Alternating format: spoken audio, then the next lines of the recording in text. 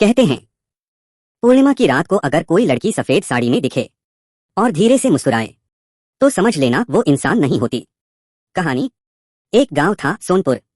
गांव के बाहर एक पुरानी हवेली थी जहां सालों से कोई नहीं गया था। लोग कहते थे वहां चंद्रमुखी रहती है।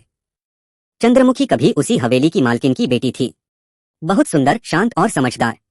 लेकिन एक रात उसके साथ कुछ ऐसा हुआ कि वह हवेली हमेशा के लिए डर की जगह बन गई। उस रात पूर्णिमा थी, चांदनी हवेली पर पड़ रही थी। अचानक हवेली से चीख सुनाई दी और उसके बाद सब शांत। अगली सुबह चंद्रमुखी गायब थी, कभी नहीं मिली।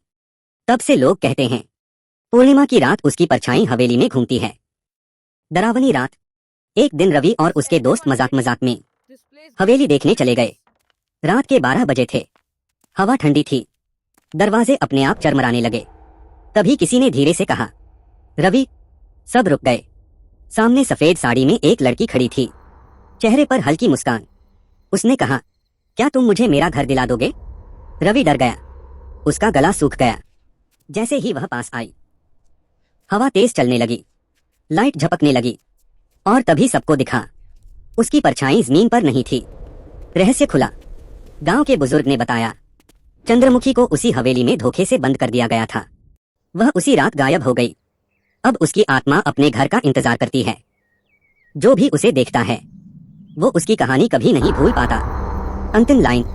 अगर कभी पूर्णिमा की रात सफेद साड़ी में कोई मुस्कुराती लड़की दिखे तो पास मत जाना, क्योंकि वो चंद्रमुखी हो सकती है।